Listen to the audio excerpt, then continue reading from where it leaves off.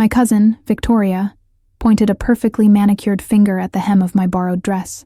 The sudden, icy knot tightened in my chest, and the silver spoon in my hand became impossibly heavy. The dining room, usually a blur of expensive light and polite chatter, swam into sharp, suffocating focus. Honestly, Clara, a thrift store lace?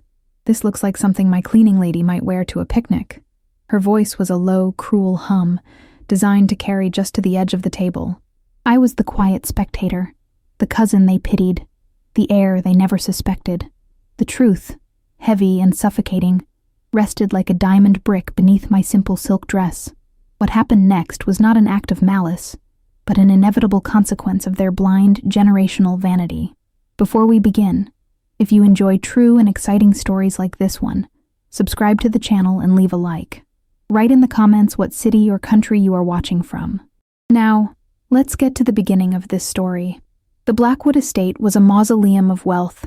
Everything inside was meant to be admired, not lived in. The air, even in the height of summer, carried a chill that seemed to emanate from the polished marble floors. I remember the echo of footsteps, Victoria's high heels clicking with aggressive purpose, and my own softer steps, always a few beats behind, always seeking the nearest shadow. Nothing in that house had dust. Not the towering antique bookshelves, nor the cold, hard furniture, and certainly not the perfectly curated generational lies. Dinner was less a meal and more a performance. Robert, my husband, would hold forth on his latest financial maneuver, his voice a drone of self-congratulation. Victoria, his sister, and her husband, Alistair, would nod and interject with perfectly timed, dismissive remarks about global affairs, and, invariably, my appearance. I was the silent, perpetually underdressed centerpiece. I wore the clothes I did, the hand-me-downs, the simple, unadorned fabrics, not because I had to, but because I had made a promise to the woman who gave them to me, my grandmother. They saw an impoverished aesthetic. I saw a shield. The texture of the simple cotton against my skin was a constant, grounding reminder of the true legacy they had long dismissed. I watched them, their forced smiles like cheap lacquer cracking under the heat of the elaborate chandelier, and felt the weight of my secret ownership settle, cold and heavy, over my shoulders. They were so focused on the superficial glint of the Blackwood name that they never once bothered to look at the quality of the thread.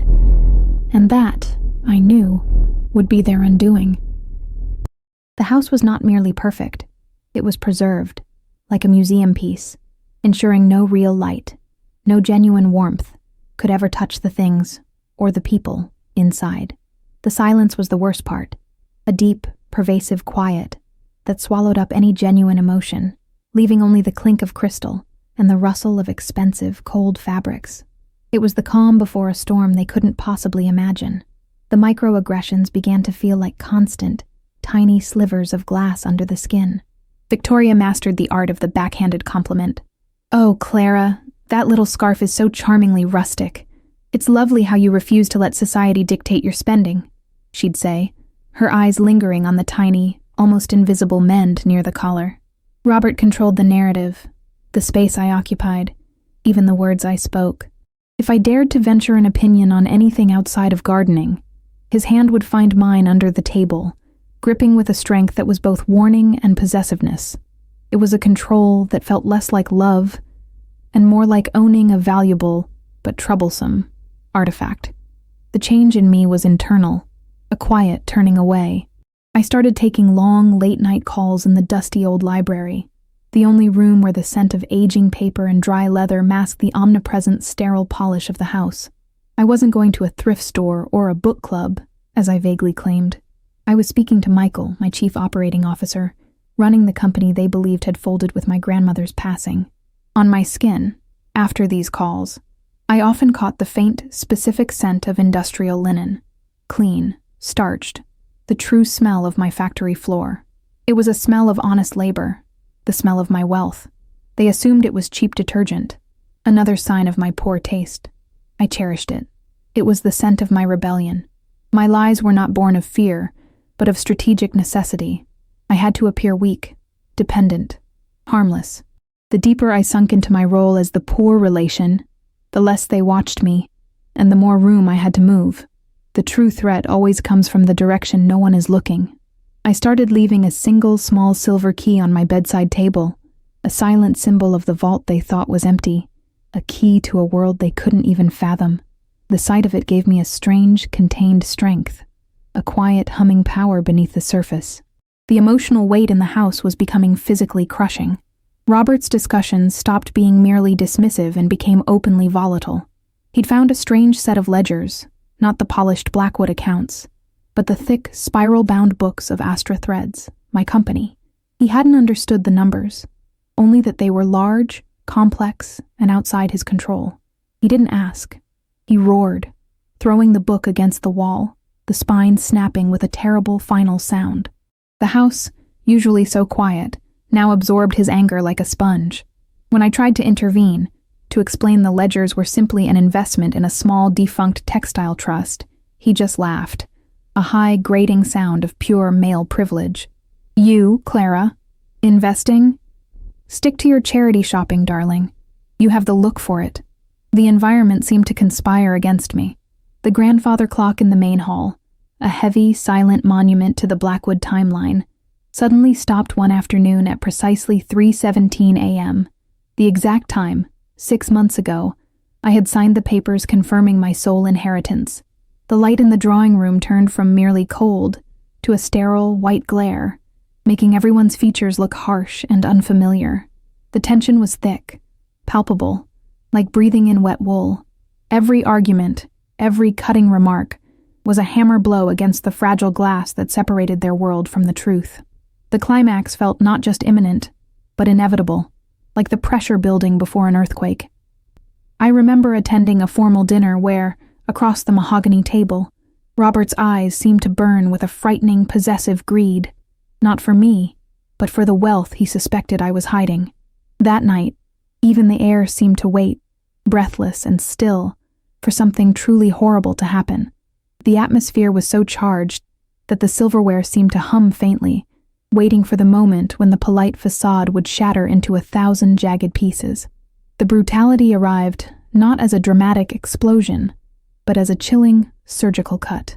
It was a pre-gala brunch, a small, intimate gathering of the core family, designed for Robert and Victoria to showcase their flawless status. Victoria was wearing an exquisite, custom-made velvet gown. A sample they bragged came from an elite Milanese atelier. She had her arm linked with Robert's, their movements synchronized, a perfect, contemptuous unit. Then, she pointed her slender, gem-laden hand at my simple, cream-colored wool dress. Tell us, Clara, honestly, where did you find this piece? Did you buy it from the donation bin? It's simply tragic. Robert laughed, not a sound of amusement, but a dry, rattling noise, confirming his absolute alignment with her cruelty. In that instant, the world moved into slow motion. The crystal flutes on the table seemed to ring with a high-pitched, silent scream. My gaze wasn't on Victoria's face, but on the flawless, hand-stitched piping of her velvet gown. I saw the tiny, meticulous cross-stitch, a signature detail I had personally designed 5 years ago. It was the proprietary stitch of Astra Threads. They weren't just mocking me for my clothes. They were wearing my company's sample, believing it was a high-fashion, unaffordable import, and using it as a weapon to humiliate the very owner. The irony was a blade twisting in my gut. The shame was a momentary paralysis, a shocking internal hemorrhage. The woman who had pleaded for scraps of kindness, the one who tried to maintain the peace, died in that dining room, suffocated by the stench of their entitlement. When I looked up, the only thing that remained was the cold, unyielding owner of Astra Threads, the woman who had the power to sign away their very existence. The silence of my grief was now the silence of absolute resolve. I retreated not to mourn, but to calculate. I went to the small, cold study where the black rotary phone sat, an anachronism in their smart home. There were no tears, no dramatic collapse, only the rhythmic tapping of my fingernails on the heavy mahogany desk. It was the sound of a clock starting, not stopping. My hands were perfectly steady. I was not operating on emotion, but on the necessity of justice. I called Michael. His voice, crisp and professional, was the only clean sound in the house. I told him about the gala, about the custom stitching on Victoria's gown, about the cruel, casual contempt. He understood immediately that the mockery was not just personal. It was a brazen corporate theft of respect. The Blackwoods' power was built on their pristine image. The gala was in 4 days, and it was their final, critical performance. I didn't want them to merely be embarrassed. I wanted their foundation to crumble, to be exposed for the hollow, desperate charlatans they were. "They think they can use my stitches and mock my silence," I said, my voice low, almost a whisper. "Michael, I want the full, detailed due diligence report on their merger's financier, Mr. Kellen, and the formal public announcement of Astra Threads' new majority owner ready by midnight. Start pulling our supplier contracts. Do what you do best. Make silence louder than any scandal." The finality of the decision was like cool water washing over me. Vengeance wasn't a hot, blinding fire. It was the quiet, necessary destiny of the woman they had created. Michael's investigation was a slow, deliberate excavation of decades of greed. He wasn't looking for a single crime, but a pattern. He dug into old Blackwood family archives, dusty files in City Hall, and news reports that had been intentionally buried. He discovered the near bankruptcy of Robert's father, Elias Blackwood, 20 years prior. Then, he found the report of an unexplained accident, the death of a rival garment manufacturer, a man named Arthur Vance, who had been my grandmother's business partner, just weeks before Elias's fortune was miraculously restored. Arthur had owned the critical machinery and textile patents that Astra Threads was built on. Elias leveraged Arthur's sudden death, bought up his crippling debt, and stole the market share, pushing my grandmother out and consolidating his power.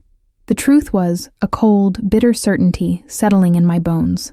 The Blackwood fortune wasn't built on savvy business. It was built on a deliberate, generational act of destruction. My grandmother's failure wasn't just bad luck.